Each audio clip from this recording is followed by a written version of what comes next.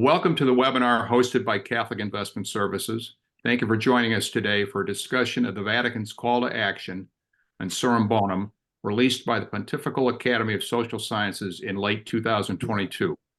My name is Tom Lanctot, and I'm privileged to serve as Chief Executive Officer of Catholic Investment Services. My colleagues, Zayla Astarjan and Sophia Kyra, have done a great job organizing this program, and Zayla is at the Zoom controls. Catholic Investment Services was founded by some of the investment industry's most respected leaders to address the investment challenges faced by Catholic organizations. We are a Catholic nonprofit providing sophisticated investment solutions for Catholic institutions and their investment consultants, and now manage over $1 billion of client assets in 5 different strategies. An important part of our nonprofit mission is offering educational programs like this one for the Catholic investing community. Enormous thanks to today's panelists, whom you will meet shortly. Today's format will be conversational. Our audience is muted, but there will be time for audience questions during and after the formal part of the program. So please use the Q&A feature on your Zoom screen to submit a question. You received biographical information for our panelists, but I want to emphasize a few highlights. As many of you know, CIS founder and board chair Scott Malpass is the retired chief investment officer of the University of Notre Dame, where for 32 years he was responsible for investing the university's endowment and other assets in alignment with Catholic social teachings. Notre Dame has one of the largest private American university endowments and the largest for a Catholic university. Scott serves on the board of the Vatican's Institute for the Works of the Religious, to his Vatican Bank, and is actively engaged in the thought leadership surrounding Mensuram Bonam.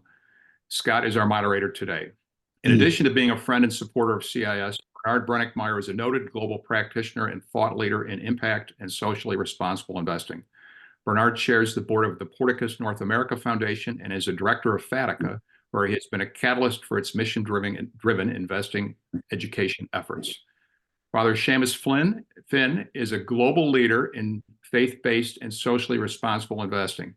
Father Seamus has held many noteworthy roles with his religious order and is an experienced hand at engaging corporations on SRI issues.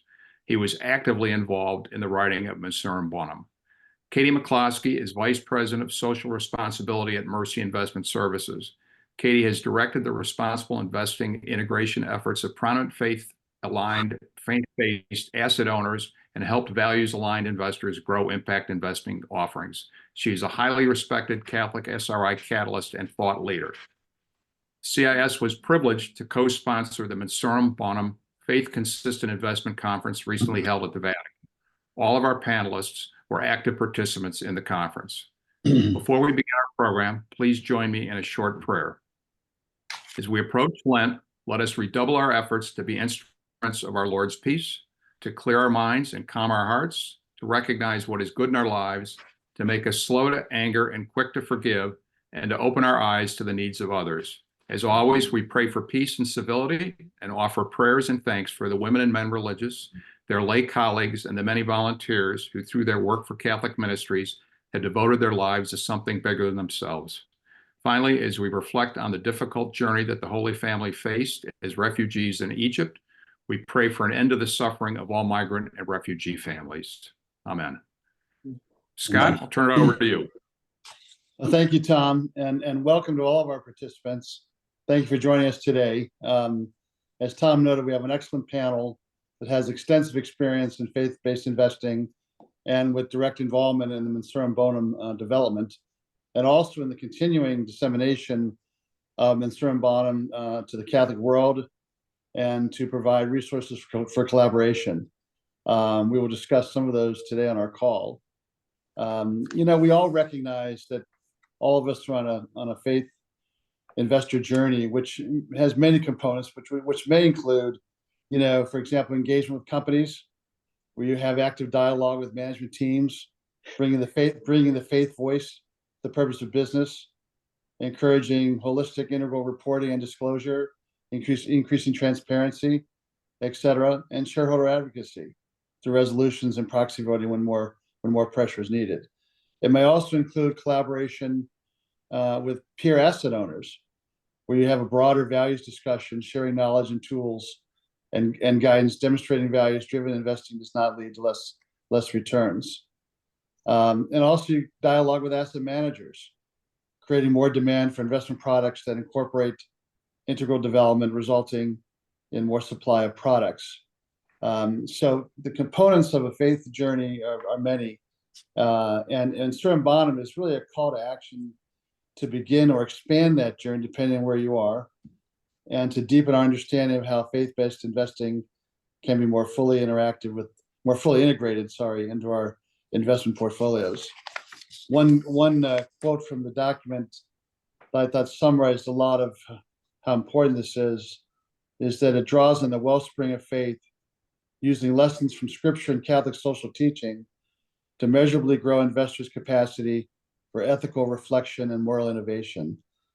And that's what we're trying to accomplish with our conversation today, is to begin some of that dialogue. So why don't we jump in, and maybe just a little history and context we can start with. Bernard and Father Seamus were deeply involved in the writing of Mensuram Bonam, and maybe you could just elaborate for our audience what Mensuram Bonam is and seeks to accomplish, and what prompted the development of the document to begin with. Sure. My engagement here goes back to a couple of conferences that were sponsored by Catholic Relief Services and the Vatican Dicastery for Justice and Peace, or for Integral Human Development, on impact investing. At that time, that was the flavor of the year in terms of asset owners, how to measure impact of where their assets were deployed, particularly if they aligned with development challenges like the Sustainable Development Goals, the Millennium Development Goals coming out of the UN, and how if their asset in deployment or investments connected in any way with the goals of those Millennium Development Goals.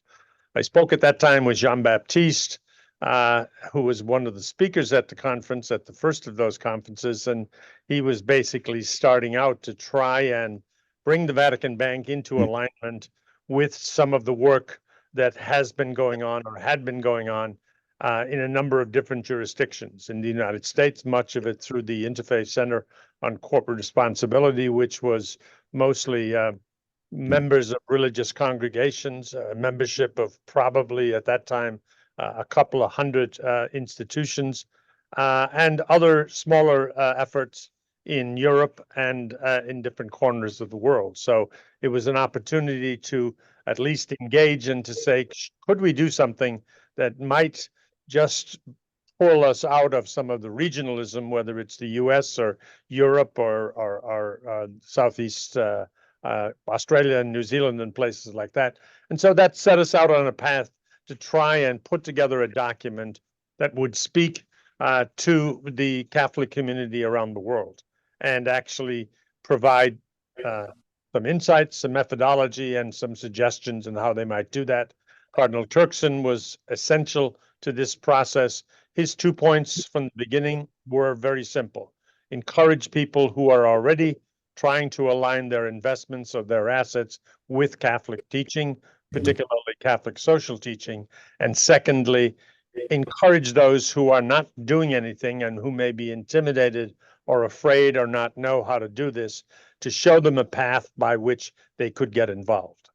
I'll leave it there. Bernard, would you like to add to that? Yeah, no, that was a wonderful history of the document and how it came together. I would only underline Cardinal Turkson's incredible leadership on the front between the church and the business world.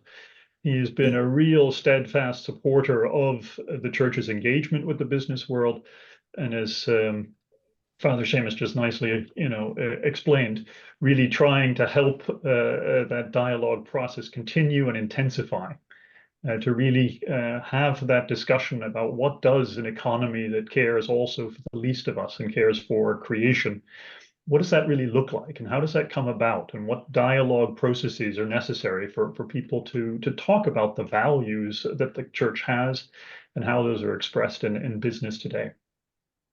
What were some of the points of stress in the committee you deliberated that may not be obvious in the document, but I think that our audience would enjoy hearing some of that.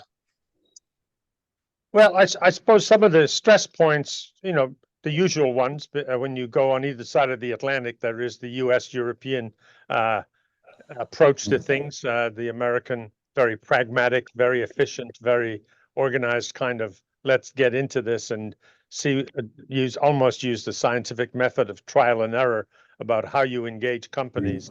The European model, slightly different in terms of a more philosophical, more let's get the ideas clear and then see how those roll down into the way we manage assets. But I think the important piece was on the broader issues, whether it's talking about the death penalty, whether it's talking about the environment, whether it's talking about human rights.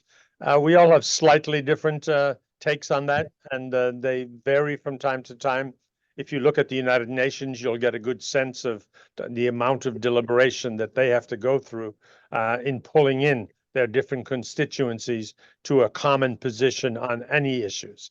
Catholic teaching, particularly the Catechism, the Compendium on Catholic social teaching, have tried to stay up with that, but it's a very difficult task because, as we all know, our friends in the scientific world and the bioethical world and in the medical world are continuing to develop new procedures, new medicines, new approaches to different diseases, to environmental issues, and evaluating where they fit in terms of the vision of Catholic faith, of the teaching of the Church, is an ongoing process. And those, of course, don't enter into the political field at all.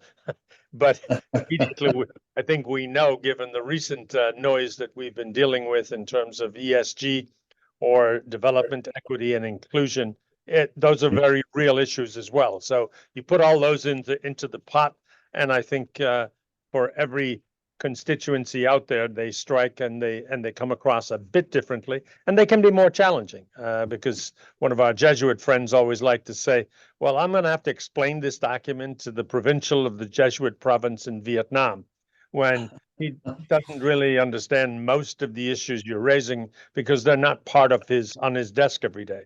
So that was also part of the conversation, make the document broad enough so that it at least explicitates some guiding principles, and then at different levels and different regions, people will be able to draw on it. And I think that point would be the one that I would highlight. That was the single, I think, biggest topic over the first couple of iterations of Mensuram Bonam, is how do you address a global church? If you actually look at church assets, it's 80% real estate, land and buildings. Yeah. And that's a very different kind of asset management than the focus on financial assets that in the end was chosen for Mensuram Bonam to, in that sense, try and provide guidance to financial markets, because the discussion around land and assets is real estate assets is a different one. And maybe that will be a separate paper one day. But the that coming to that realization and still keeping it broad enough to be of interest to all, to really be this call to action, that was a process that took a while. Also, getting the input from all of the different parts of the Vatican, all of whom commented extensively on the paper, was also really an important and lengthy process. So what's been the reaction so far? Go ahead. Comment, Scott, I think is, look, Catholic social teaching for hundreds of years emphasized very much the social part. And it was only starting way back actually with Pope John Paul II in 1990, followed by Pope Benedict and now by Pope Francis. This whole question of the environment, the planet, and how we have been negligent in trying to figure out what is our place on this planet and what is our responsibility in care for our common home. And I think that came into the conversation very early, thanks to a number of people, a number of the Alliance for Religion and Conservation, which is a very European organization founded by Prince Philip. The Anglican and the Episcopal churches were very strong on the environment. So that was a very helpful. and a very, very pivotal part that be included in the document. So what has been the reaction so far from folks that you work with or have heard from? Maybe Katie, you could talk about kind of what the reaction's been at Mercy and how has this affected your approach to social investing? Well, I think thanks to the previous webinar that Catholic Investment Services has done on this, I didn't understand how it was going to fit with sort of the regional thought processes of the USCCB or whatever. And so when we were able to have that you were able to have that conversation with Jean-Baptiste around, no, this is an invitation, a gracious invitation to the whole Catholic Church and the wider faith-based world to think about your local context and those documents that guide your local context, as well as thinking beyond them. And it just feels like this very, handout to or invitation to all Catholic investors. Mercy Investments does engagement services on behalf of a few other Catholic investors. And we did contemplate that document in several of those places, and it felt that way to them too, that this is a really welcoming and collaborative document to think about where you are currently and to think about logical next steps and to never stop making those logical next steps. And so it has been I think it's been a really well-received document. Has it resulted in you emphasizing things more in certain parts of your approach or less, or how's that played out? I think for Mercy Investments, I think Mensuram Bonam so far has been a sort of keep going. I don't necessarily think that it's sort of infiltrated everything. I think one of the tools that I love within the document are the sort of questions for investing and the questions for discernment related to the Catholic social teaching principles that really has a very applicable way for us to think about all aspects of our program rather than any particular one.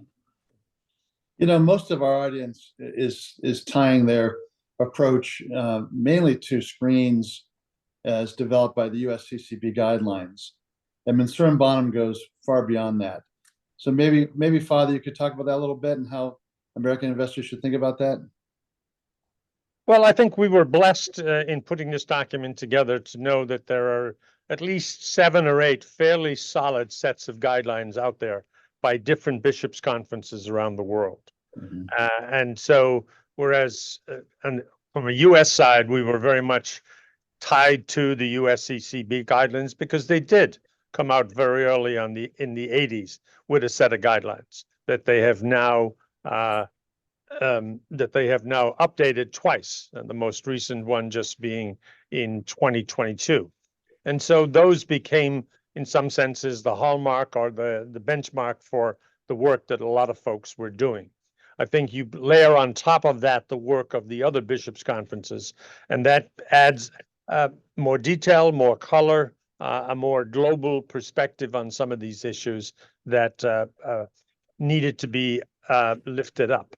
I think the question becomes in the most recent USCCB guidelines is that they do shift a little bit away from the screening, which places like ICCR and many religious communities have been very involved in for 50 years and have very sophisticated service providers that do the screening for them and come up with the exclusions.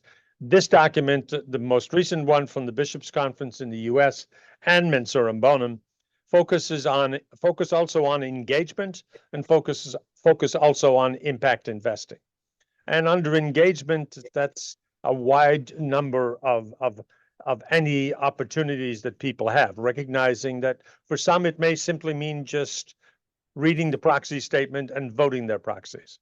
For others, it may mean participating in an annual general meeting of a corporation.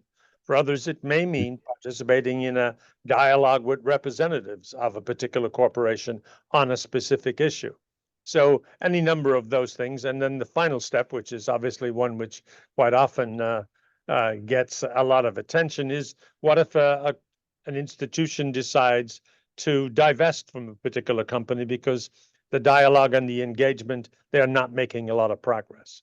So that's, I like that because it gives people a choice point, some which depends on their resources and their time, a number of different entries into applying Mensuram Bonam and what it's speaking of. The impact investing piece is a bit more newer, a bit more complicated, but we're making good progress on that. And I think the impact investing piece aligns particularly well with lots of Catholic asset owners, because it's very much what they've been doing perhaps on the other side of the shop.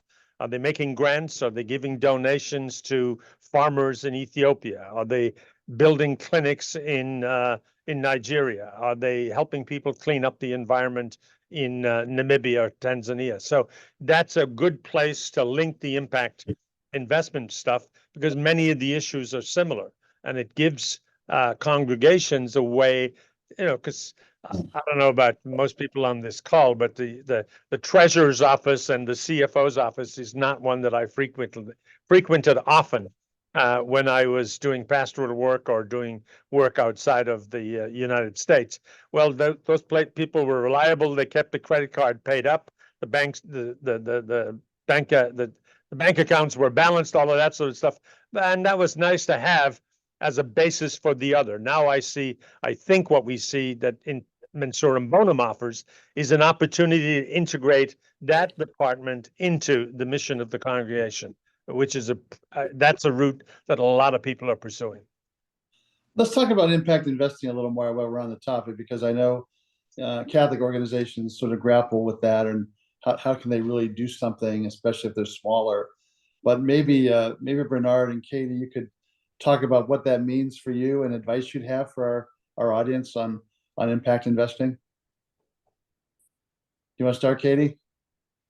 Sure. Well, for Mercy Investment Services, we have a relatively long history of community investing here in the United States as well as in the global context. So that has grown over time, and we've supported it through commitments to it being a sort of permanent part of our overall asset allocation. And that's an important aspect of what we consider to be impact. And it's certainly one that the Sisters of Mercy feel very close to their heart. As we've seen the success of those types of investments, we've also thought about how to bring that into the market rate side of our portfolio. And through the hard efforts of our investment team and our executive, Brian Piney, we've done a lot of work within what we call our Environmental Solutions Fund, which is looking for sustainable ag, renewables, et cetera. And also more recently, what we call our Inclusive Opportunities Fund, which looks for investments into social impact within communities that have not necessarily been a fair part of our economy. And Bernard, what are your thoughts on impact investing? Yeah, I think that the most important thing about impact investing is always to sort of really define the term for your organization. As Katie just nicely illustrated, there's a very clear focus on community investing for her organization. But other organizations can take rather different topics or things that are close to their heart. I know some people focus on water, some people focus on energy, some people focus on cleaning the environment. And each of these is a wonderful area of work. But I think it's really important for each organization to figure out what are our values, and then think about what portion of the portfolio can they or can they find a modality even for implementing impact in that particular sense, as well as having a much broader, in that sense, responsible investing or faith-aligned investing initiative to cover all assets. And then certain things you go deeper, and that going deeper part, that really for me has always been the definition of impact. But what that means is always that's where the great diversity of the church becomes visible. I can say at Notre Dame we tried hard to find institutional quality funds that would have an impact investing focus, and 20 years ago that was very difficult. Well, I have to say that's improved dramatically. And there are some very legitimate products available now for investors. And also, we had an extensive venture capital portfolio that was providing technologies that dramatically improve quality of life, and healthcare investments that, drug development and so forth. So we felt some of that you could kind of think about as impact investing, and then finding CIS and supporting it through the Catholic Endowment Fund and putting a large seed investment I looked at as an impact investment. So we definitely tried to think through various ways we could express that, but I have to say it's definitely easier today than it was, because there's more opportunity. I think one of the other points I'd still make on impact is that I think that the dialogue that Mensuram Bonam calls for is also a large part of the impact.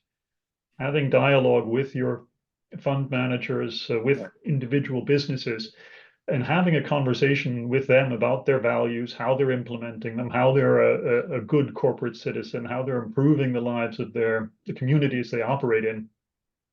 That generates impact, even though you can't necessarily measure it, and you can't necessarily, in that sense, point to an individual thing that changed. Asking the right questions in concert with others who are asking the same questions, it always leads to change, and positive change. And that, I think, is in the end, the single biggest impact that we have as Catholic asset owners. That's an important point. And Katie, you might talk about some of the active engagement you do with your various investment firms. What does that dialogue look like? Sure. So I think I really like the way the document poses this question of what engagement is, and they describe it as vote, voice, and exit. And so just this idea that it's an important public witness to use all of these tools as a Catholic investor, voting where possible on the social issues, the environmental issues, or the important policy in the annual ballots of the corporations that you are invested in, but giving voice to those same issues, not only with those companies, but with the investment managers that you've decided to entrust your assets to. And I think, we get caught up in this idea that if you are doing engagement, you need to have it with an active manager or with, an impact manager, rather than also having it with your index manager. I think there are people on the other end of these conversations. And so you need to be able to have it not only with the ones that you think might make the first change or the first step, but the ones that will over time think about their place in the ecosystem of investing, whether or not it's going to be the soonest change. And I think that Father Seamus has already said, but I think that engaging the public policymakers whose legislation impacts the companies we own, impacts the investment managers, it impacts the environments in which all of us operate. All of that is part of the engagement strategy. It's one that ICCR uses to great success. It's one that can be relatively easily tapped into through ICCR, through lay organizations. And I think it's, I don't necessarily think that has a very high threshold in terms of your ability to, any investor's ability to get involved and to start. Yeah. I get asked a lot about what's the difference between Catholic investing and ESG, and the answer that I've given is, this whole phenomenon, we dealt with at Notre Dame. Certainly, parts of ESG are very complementary, right? In terms of proper governance, how we treat the environment, how we treat workers, and have more sustainable business practices. That's all very consistent with Catholic social teaching. The negatives are there's really no uniform reporting standards or benchmarks. The metrics are complex and not as always very transparent, and I'm not sure they're measuring the right things. And then it became kind of highly commercialized by Wall Street. So how have you sort of discussed that with your constituents, that difference? I would say for the most part, look, people come and they're looking to align the way that they manage their assets with their faith. Whether you want to use the language of, can I sleep at night, that I'm not making money off of child labor or destroying the environment. just after Mass last Sunday at a parish, woman comes up to me and says, "Oh, Father, I'm told you know something about, managing assets and all that sort of stuff. My husband and I know nothing about it. But my mother is in California and we need to sell her home and she's going to move back here. And then we have whatever assets we get from that, we need to deploy in such a way that there is adequate financing to take care of her." She said, "But we want to do this in alignment with Catholic teaching." And I think that's been one of the challenges that we've faced for many years, is that this has been a very slow message to put out there to the ordinary person in the pew or the Catholic who wants to be consistent in terms of their lifestyle or their investments.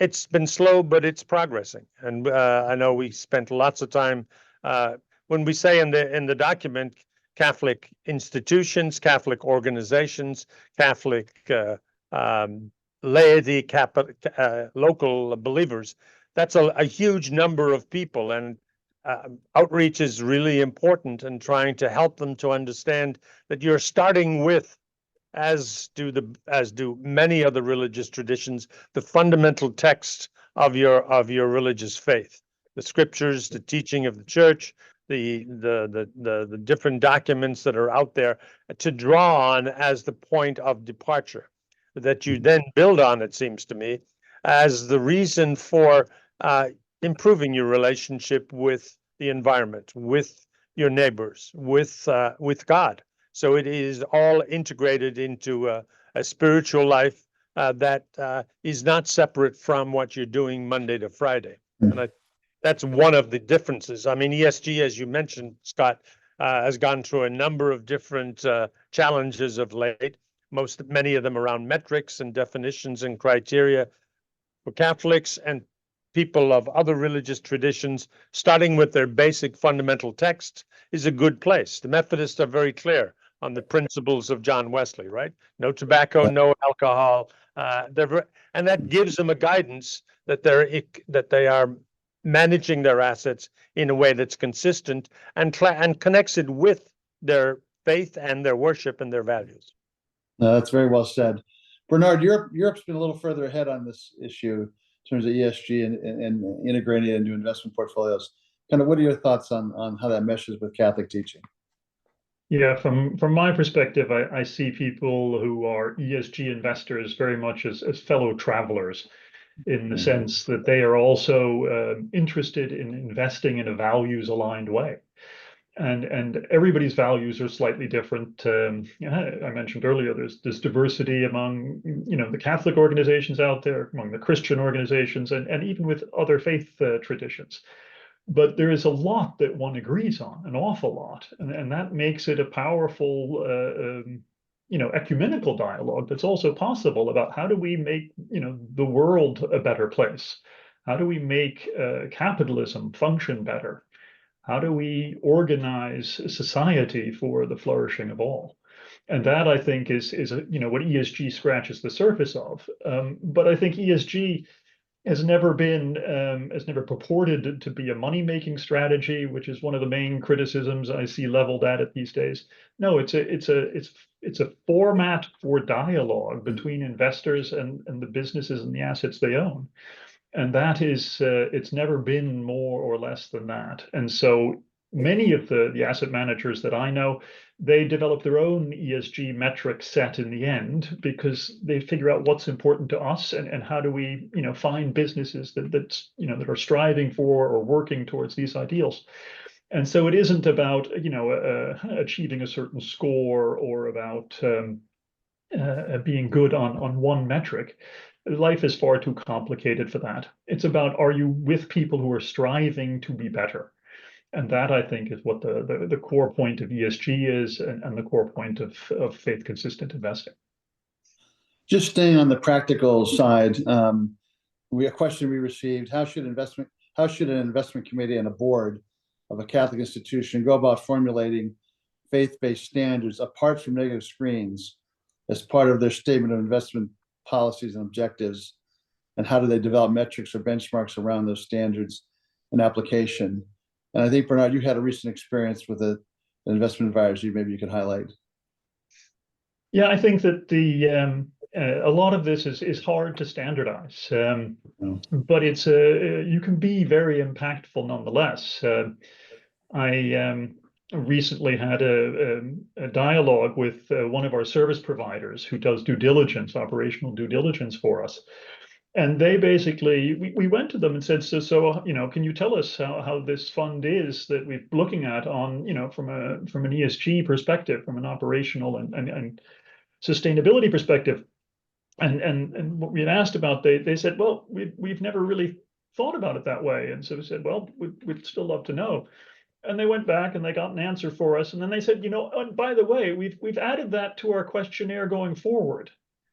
And so that's, for me, an example of the impact we have by asking questions about things that are not clear, that are not good enough, that are not, in that sense, transparent enough, that by asking the question, the world starts to think about it and things change. And I think that's sort of underappreciated often.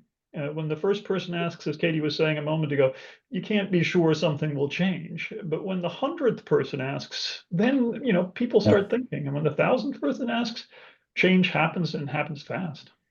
I think one of the things that intermediaries and also the asset owners need to think about is centering their charism or their true direction statements into their policy statements. And that is a great way for everyone to get, rowing in the same boat in the same direction. And so the policy statements, the investment policy statements, or if you have your own screening policies or any document that you might be using to communicate to the world how you want to invest, actually has to also include those things that center you in your faith. And so that work is really called on in Mensuram Bonam as well, and really is a foundational step for everyone to get thinking about how we interpret Catholic social teaching into our investments.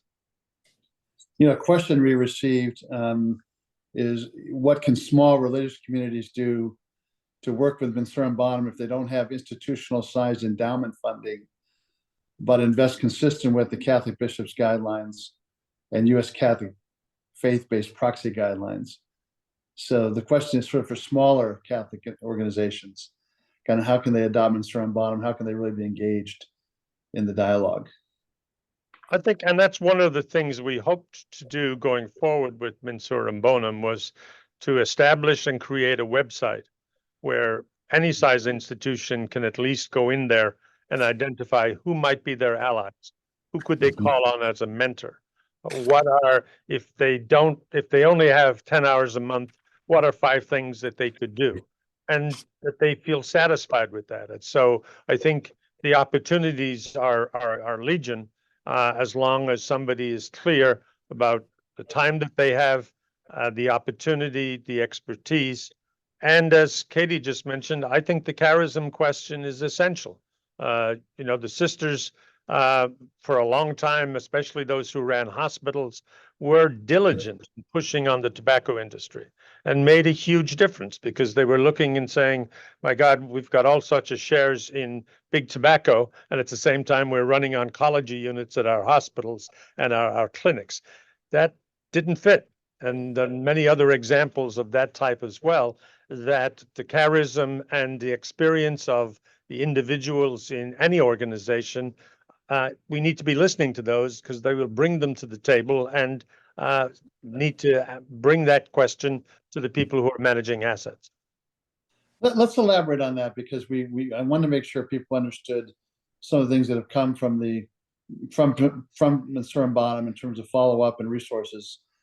Father Seamus and Bernard, you were instrumental in organizing at the Vatican last fall a conference on Mensuram Bonam. Maybe talk about that a little bit. What was the format and some of the key questions that came up and suggestions going forward? Well, the basic goal was expository, right? To try and put the document out in front of people, to walk through it in such a way that it might answer some questions. But the most important part from our perspective, I think, was to get Catholic investors and peoples of other faith to talk to each other. What has been your experience in trying to do this?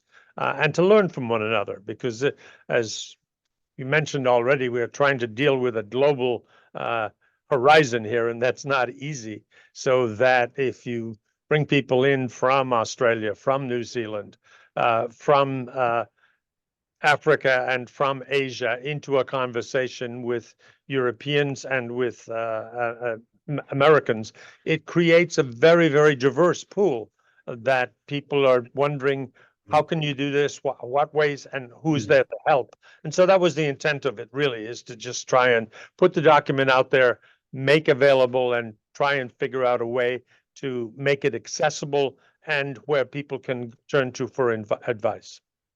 Yeah, I thought the dialogue was excellent. And to your point, Tom and I attended and met a number of investors and talked about kind of their history, and we learned a lot from that. And I think just having that opportunity to socialize and spend time together with other Catholic organizations was incredibly valuable.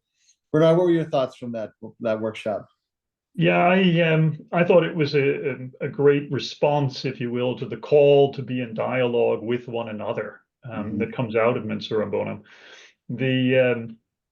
Coming back also to the question that was raised a moment ago, what does a small investor do? I think as a small investor, you want to test and to probe your asset manager's implementation of the Mensuram Bonam guidance. You want to be checking with them. So what are you wrestling with? What are you hearing? What are the tough questions? And ask your asset manager, how are you thinking about positive investing? Who are you in dialogue with? There's all sorts of great dialogue that you as a small Catholic institution could be having with your asset manager to really push them also to really live out this call to be a real steward of your assets. And I think that what you saw at the conference in Rome, and it was the first one, and it was a test, and it was really exploratory, but we had these workshops that were really all about discernment. And how are you thinking about this topic? And what are you wrestling with? And where are you on your journey?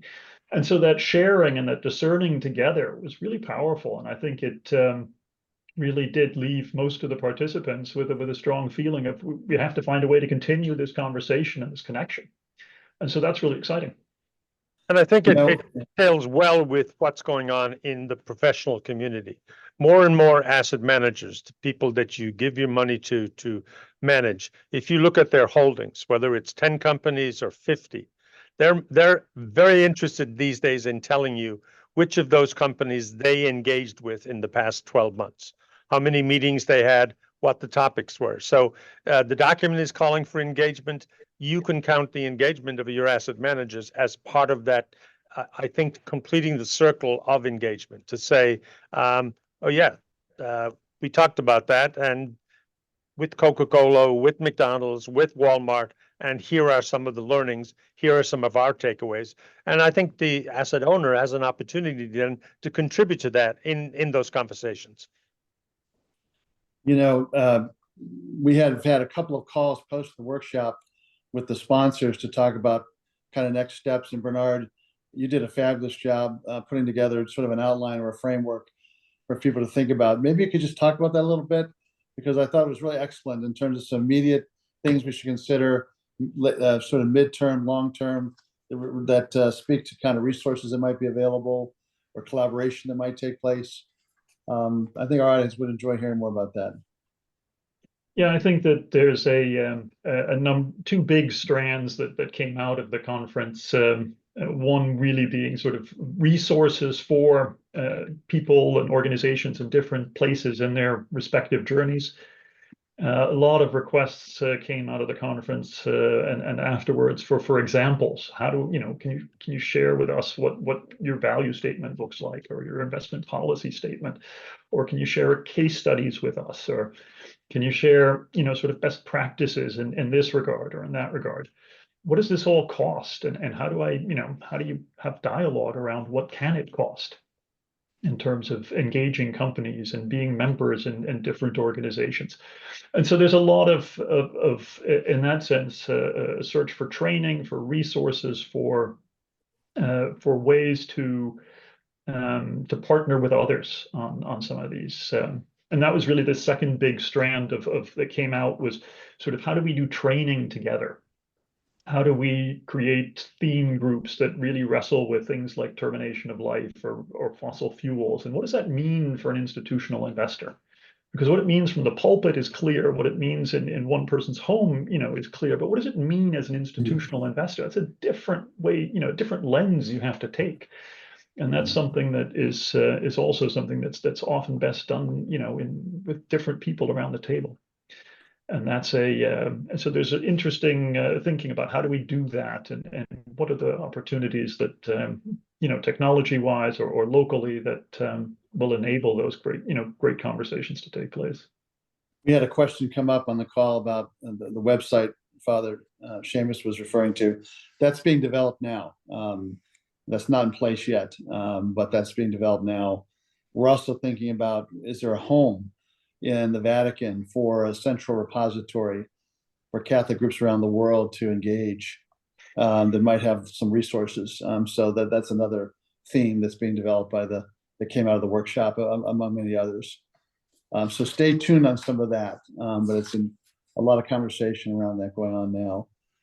And I think, Scott, it's important there are just so many resources out there. If somebody is looking for a particular resource, I know some groups have developed more technology or people-friendly technology on this.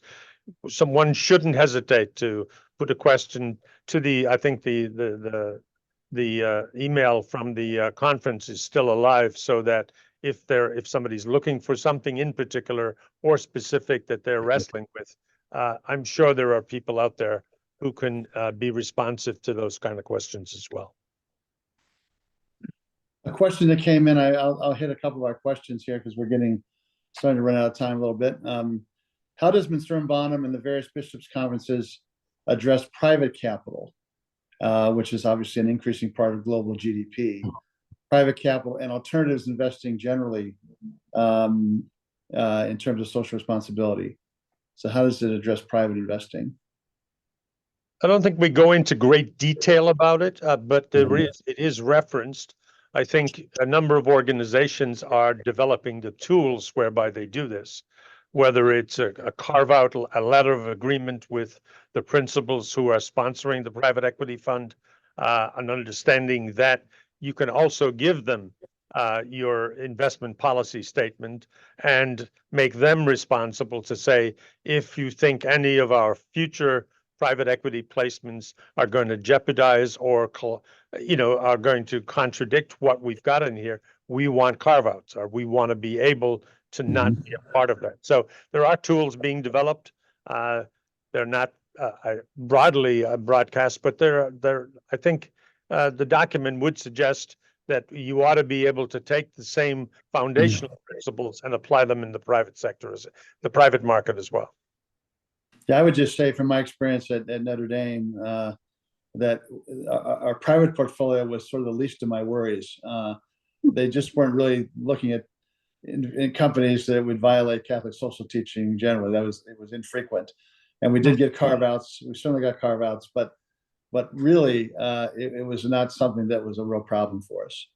I know, Kate, if you want to talk about your experience as well. Just that I agree with both what Father Seamus and you have said in terms of the fact that there's the document doesn't necessarily make a huge difference between private investment and public investment. And I think that's right, because I think one needs to think about total portfolio activation and think about how you can act in all ways rather than to focus on impact investing means private or, Catholic aligned investing must be public. So I do think that the document was smart in its sort of inclusivity of all types of investing. I think that I agree with you, Scott, though, that in certain time frames, the Mercy Partnership Fund, our community investing pool, has been the shining star from a performance perspective. So, yeah. Scott, just not to butt in, but I just want to do a little commercial for CIS. I mean, we've been very lucky in finding investment partners who've been willing to give us opt-out provisions on our private strategies, and so we've done, as Father Seamus said, we've been very successful with that. And then, secondly, we have, I think, probably the only pure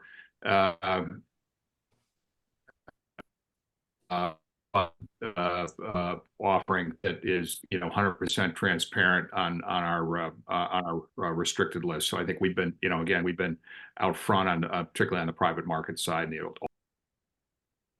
Question from the audience, someone who apparently attended the Rome meeting, would like to see those continue. Are there any plans for an annual meeting, some way to continue the engagement? Father Seamus? There are lots of conversations, but nothing specific and nothing definite at the moment. Yeah. I suspect give it another quarter and something may emerge. It is that, I mean, there's no question about it, no matter what religious tradition you look at. And this is a document that I worked on way back in 2010 that we published from the International Interfaith Investment Group. So the topic is on lots of folks' minds. They're digging into the history of the Middle Ages and the 16th, 17th, and 18th century bankers in Venice and Florence and all of that, in terms of as our other religious traditions. So that it is a question for folks that they're trying to bring their faith and their values into, their daily life and the way in which they operate Monday to Friday and on the weekends. And so the levels of interest are amazing. And so I think it's important to say that there is plenty of opportunity out there, and I suspect that will continue to grow. One very interesting thing, and I'll very briefly, a conference over here at Catholic University last year surprised me because it was advertised for people of faith who work in corporations. There were 800 participants. A fascinating conference organized because people who are on the other side of the table from you, representing any particular company, recognizing their humanity, their faith as well, is important. And this particular conference for a weekend explored an awful lot of themes about their challenges in terms of working for a particular company, whether it gives them a sense of purpose, fulfillment, whether it feels like it's connected in some way with their faith, all of those questions. Important to realize that there are just lots of shoots like that happening out there that will that certainly surprised. That conference surprised me. Just looking at other questions, there was a question about what was the level of engagement with non-religious organizations in the development of the document. For example, the Charity Commission in the UK has developed extensive guidelines around ethical investing, impact investing, social investing. I'm not sure there was any, Father, but you would know more. The document was broadly circulated, and there were representatives from the UK, from Germany, from all sorts of different jurisdictions. So was there a specific target with the Charity Commission and some of the others? Not that I'm aware of, but it was out there. This document was a labor of love, as they say, because it started in 2016 and didn't see the light of day till last year. So that'll give you a sense of how broadly broadcast it was and the conversations that went on. But I don't think there was a specific. The Church Investors Group probably brought some of that to the table, and we did consult with them.